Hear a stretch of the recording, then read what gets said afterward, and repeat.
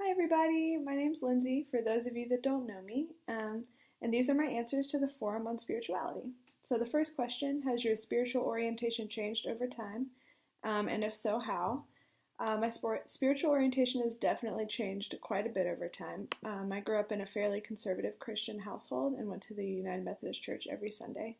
And in college, I really started to understand that social justice and Christianity go hand in hand and became really interested in pursuing that work. So I ended up working for the church in a few different capacities because I wanted to see how churches could pursue social justice in everyday practice. So, unfortunately, I was met with quite a bit of resistance from church members who were not convinced that there was a connection between social justice and Christianity. They just um, pushed back a lot and said that we should be focusing on the Bible and not focusing on social justice issues. So I left those jobs and went to work on a farm called Koinonia Farm in Americus, Georgia, which is actually where Habitat for Humanity came out of. They have a really fascinating history in the civil rights movement and in social justice movements just kind of throughout since the 60s. And so I went there because they're a Christian intentional community that is really deeply entrenched in social justice and in the community of Americus, Georgia.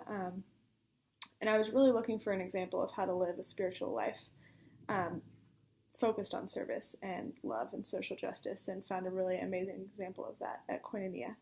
I was able to find a few churches and communities since then that were also entrenched in this work, but during that time I also found a lot of oppression and hatred within the church.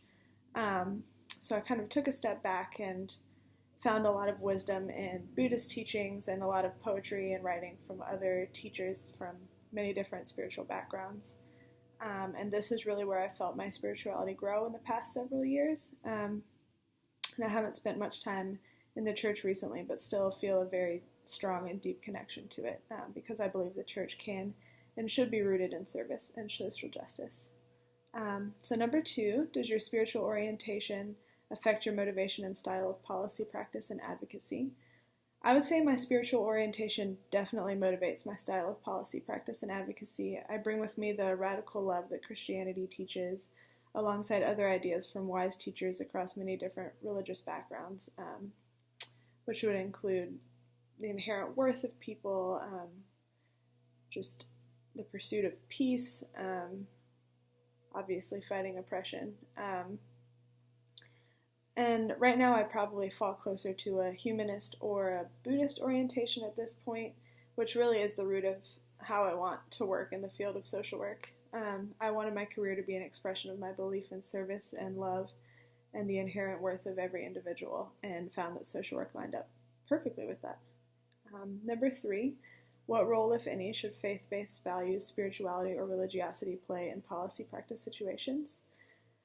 I do not believe that faith-based values or religiosity should play any part in policy practice situations. As social workers, we are here to serve individuals and communities, so our work is not about us. Whatever is behind the work that I do should not come into my work with individuals or in creating policies, because this work should be focused externally. In a situation where I may be developing policies, it's crucial to gather information and stories from those who will be affected by the policy, work with others, or at least get input from other individuals to make sure that the policy truly is in the best interest of those it has been created for and isn't about me or my own beliefs or my own experiences. However, if the community or individual that I'm working with is religious and wants that to be an aspect of the work we're doing together, then I definitely think that it should be a part of the work that we do. And I really think at that point it's the social worker's role to just kind of follow the lead of the people they're working with, and whatever level of comfort those people ask for in terms of spirituality, in terms of melding the two together, I guess. We really should follow the lead of others and not insert our own spirituality into it. And the 4th question, do you feel that faith and spirituality conflict in any way with social work values? I think faith and spirituality certainly can conflict with social work values, but don't always have to at all. I'll address the differences I've seen in the Christian faith because that's my own background. But the church can be an extremely oppressive place, and Christianity has been used to continue the status quo and further the oppression of different groups. For example, LGBT population is still regularly rejected from the church, not allowed to be pastors or in leadership roles at all. Women are not given the opportunity to be in leadership roles still, and just anyone that has a different lifestyle or different lifestyle choices in general are not welcomed in the church very often. Of course, I want to say that there are churches that definitely do a good job of welcoming everyone and being open to different lifestyles and just loving people for who they are, but there's still quite a bit of oppression within the church at this point. I think that when faith becomes dogmatic and self-serving, it steers away from social work values, but when it's rooted in love and service, it well aligns with social work values of the inherent worth and dignity of everyone. That's everything. Thanks, everybody.